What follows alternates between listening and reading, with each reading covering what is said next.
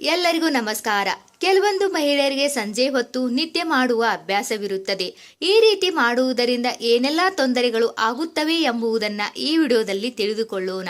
ಅದಕ್ಕಿಂತ ಮುಂಚೆ ಇನ್ನು ಯಾರು ನಮ್ಮ ಚಾನಲ್ ಅನ್ನು ಸಬ್ಸ್ಕ್ರೈಬ್ ಮಾಡಿಲ್ಲ, ಪ್ಲೀಸ್ ಸಬ್ಸ್ಕ್ರೈಬ್ ಮಾಡಿ. ಅದಕ್ಕಿಂತ ಮುಂಚೆ ನಿದ್ದೆಯ ಬಗ್ಗೆ ಕೆಲವೊಂದು ಮಾಹಿತಿಯನ್ನ ತಿಳಿದುಕೊಳ್ಳೋಣ. ಸಾಕಷ್ಟು ನಿದ್ರೆ ಮಾಡುವುದು ಆರೋಗ್ಯಕ್ಕೆ ತುಂಬಾನೇ ಮುಖ್ಯವಾಗಿದೆ. ಏಕೆಂದರೆ ನಿದ್ದೆಯು ನಮ್ಮ ಆಯಾಸವನ್ನ ನಿವಾರಿಸುತ್ತದೆ ಮತ್ತು ದೇಹವು ಉಲ್ಲಾಸದಿಂದ ಇರುವಂತೆ ಮಾಡುತ್ತದೆ. ನೀವು ಸಾಕಷ್ಟು ನಿದ್ದೆ ಮಾಡದಿದ್ದರೆ ಅದು ನಿಮ್ಮ ಕೆಲಸದ ಮೇಲೆ ಪರಿಣಾಮವನ್ನ ಬೀರುತ್ತದೆ.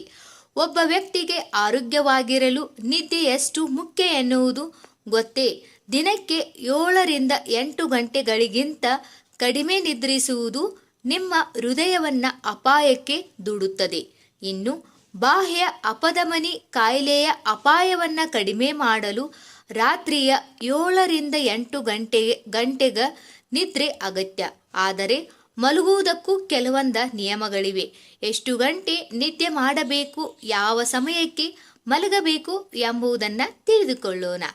ನಿದ್ದೆಯ ಕುರಿತು ಸಮಯ ಪಾಲನೆ ತುಂಬಾ ಮುಖ್ಯ. ಇದನ್ನು ನಿರ್ಲಕ್ಷಿಸುವುದು ಆರೋಗ್ಯ ಸಮಸ್ಯೆಗಳಿಗೆ ಕಾರಣವಾಗಬಹುದು. ಇದರೊಂದಿಗೆ ಧರ್ಮಶಾಸ್ತ್ರದ ದೃಷ್ಟಿಯಿಂದ ಅಶುಭವೆಂದು ಪರಿಗಣಿಸಲಾಗಿದೆ. ನಮ್ಮ ಧಾರ್ಮಿಕ ಗ್ರಂಥಗಳಲ್ಲಿ ಸಂಜೆ ಮಲಗುವುದನ್ನ ನಿಷಿದ್ಧವೆಂದು ಪರಿಗಣಿಸಲಾಗಿದೆ. ಧರ್ಮ ಗ್ರಂಥಗಳಲ್ಲಿ ನಿಷೇಧಿತ ಸಮಯದಲ್ಲಿ ಮಲಗುವವರ ಮೇಲೆ ದೇವತೆಗಳು ಕೋಪಗೊಳ್ಳುತ್ತಾರೆ ಎಂದು ಹೇಳಲಾಗಿದೆ. ಸಾಯಂಕಾಲದಲ್ಲಿ ದೇವರುಗಳು ಭೂಮಿಗೆ ಬರುತ್ತಾರೆ ಎಂಬ ನಂಬಿಕೆಯಿದೆ. ಆದ್ದರಿಂದ ಈ ಸಮಯದಲ್ಲಿ ಮಲಗುವ ಜನರಿಗೆ ದುರಾದೃಷ್ಟ ಕಾಡಲಿದೆ.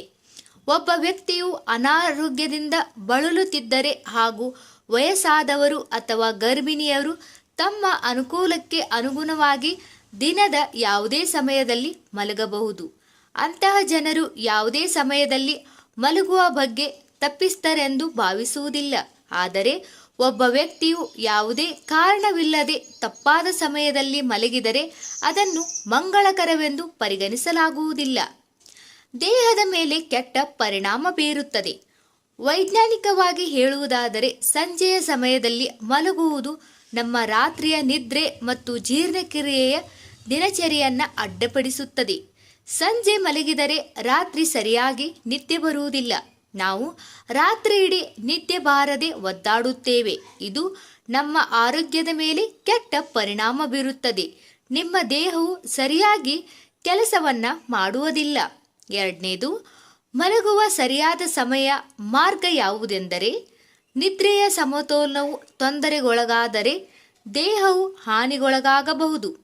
ನಿದ್ರೆಯ ಕೊರತೆಯು ಸಾಮಾನ್ಯವಾಗಿ ಜನರು ಗಮನವನ್ನ ಕಳೆದುಕೊಳ್ಳಲು ಕಾರಣವಾಗುತ್ತದೆ. ಇದು ಅವರ ಕಾರ್ಯಕ್ಷಮತೆಯ ಮೇಲೆ ಪರಿಣಾಮವನ್ನ ಬೀರುತ್ತದೆ. ವೈದ್ಯಕೀಯ ತಜ್ಞರ ಪ್ರಕಾರ ಮಧ್ಯಾಹ್ನ 45 ನಿಮಿಷ ಚಿಕ್ಕ ನಿದ್ರೆ ಮಾಡಿದರೆ ದೇಹಕ್ಕೆ ಒಳ್ಳೆಯದು. ಮುಂಜಾನೆ ಬೇಗ ಎದ್ದು ಕೆಲಸಕ್ಕೆ ಹೋಗುವವರೆಗೂ ಇದು ಅಗತ್ಯ. ಇದರಿಂದ ದೇಹದಲ್ಲಿ ಶಕ್ತಿ ಉಳಿಯುತ್ತದೆ. ಹೆಚ್ಚು ನಿದ್ರೆಯ ಚಡಪಡಿಕೆ ತಲೆನೋವು, ಆಲಸ್ಯವನ್ನು ಉಂಟು ಮಾಡುತ್ತದೆ. ಇದು ನಿಮ್ಮ ಕೆಲಸದ ಮೇಲೆ, ಸಾಮರ್ಥ್ಯದ ಮೇಲೆ ಪರಿಣಾಮವನ್ನ ಬೀರುತ್ತದೆ. ಈ ಎಲ್ಲ ಮಾಹಿತಿ ನಿಮ್ಗೆ ಇಷ್ಟ ಆದರೆ ಈ ವಿಡಿಯೋಗೆ ಒಂದು ಲೈಕ್ ಮಾಡಿ. ಹಾಗೆ ಇನ್ನು ಯಾರು ನಮ್ಮ ಚಾನಲ್ ಅನ್ನು ಸಬ್ಸ್ಕ್ರೈಬ್ ಮಾಡಿಲ್ಲ, ಪ್ಲೀಸ್ ಸಬ್ಸ್ಕ್ರೈಬ್ ಮಾಡಿ. ಎಲ್ಲರಿಗೂ ಧನ್ಯವಾದಗಳು.